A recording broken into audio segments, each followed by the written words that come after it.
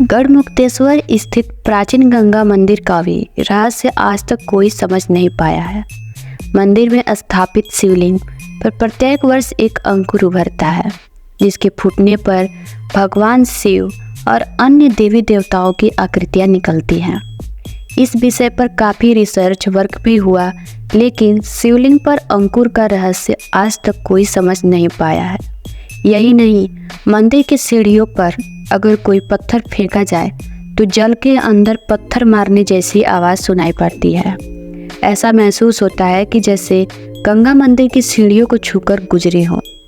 यह किस वजह से होता है, यह भी आज तक कोई नहीं जान पाया है। टिटलागढ़ उड़ीसा का सबसे गर्म क्षेत्र माना जाता है। इसी जगह पर एक कुम्हड़ा पहाड़ है, जिस पर स्थापित है यह अनोखा शिव मंदिर। पथरीली चट्टानों के चलते यहाँ पर प्रचंड गर्मी होती है, लेकिन मंदिर में गर्मी के मौसम का कोई असर नहीं होता है। यहाँ एसी से भी ज़्यादा ठंड होती है।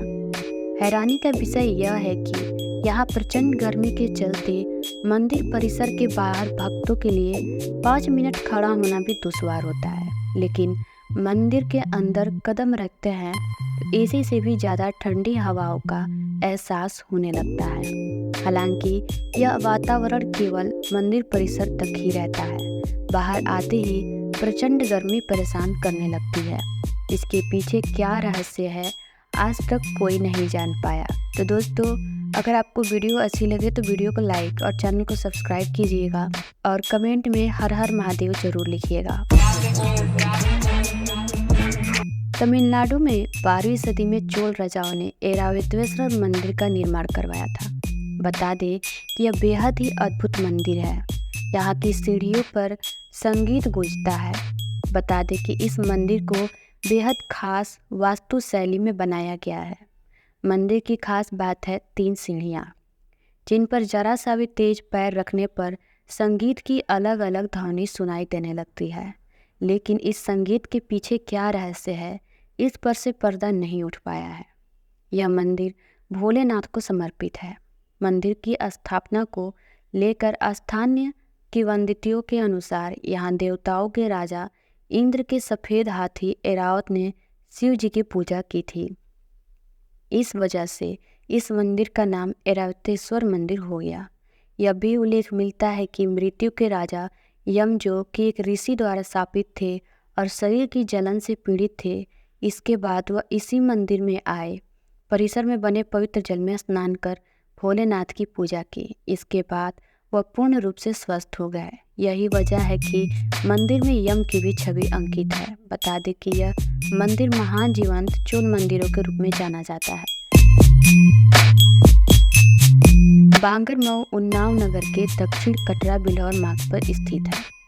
बुधेश्वर महादेव मंदिर की अद्भुत कथा है। कथा मिलती है कि नेवल के राजा को पंचमुखी शिवलिंग, नंदी और नवग्रह स्थापित करने का बोध स्वयं भोलेनाथ ने कराया था। इसी के चलते मंदिर का नाम भी बुधेश्वर मंदिर पड़ा। कहा जाता है कि जब राज्यकर्मी रथ पर शिव, नंदी और नवग्रह को लेकर आ रहे थे, तभी वह रथ राजधानी में प्रवेश करते ही भूमि में धंसने लगा। इसके बाद तमाम प्रयास किए गए, लेकिन रथ नहीं निकल सका।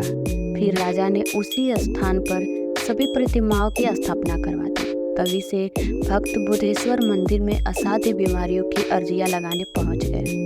कहा जाता है कि इस शिवलिंग के सच्चे मन से स्पर्श मात्र से ही भक्तों की बीमारियां दूर हो जाती हैं। यही नहीं, भोले के पंचमुखी शिवलिंग मंदिर में अर्धरात्रि में दर्जनों सांप पंचमुखी शिवलिंग को स्पर्श करने आते हैं, फिर वापस जंगल में ही लौट जाते हैं। कहा जाता है कि आज तक इन सांपों ने किसी भी स्थानीय नागरिक को कोई क्षति नहीं पहुंचाई है। वह केवल शिवलिंग को स्पर्श करके वापस। तमिलनाडु में बसा बृहदेश्वर मंदिर भी अद्भुत है। यहाँ स्थापित शिवलिंग का निर्माण एक ही पत्थर से किया गया है। बता दें कि इस मंदिर में प्रवेश द्वार पर ये बाबा नंदी स्थापित हैं। उनकी मूर्ति भी एक ही पत्थर से निर्मित है। इस मंदिर का आर्किटेक्ट बेहद शानदार है। यहाँ लाइट बंद होने के बाद भी भक्त शिवलिंग के दर्शन कर सकते हैं। इसके पीछे का कारण यह है कि यहाँ पर सूर्य की रोशनी सीधे नंदी बाबा पर पड़ती है। उसका रिफ्लेक्शन सीधे शिवलिंग पर पड़ता है और इस तरह से शिवलिंग साफ साफ नजर आता है।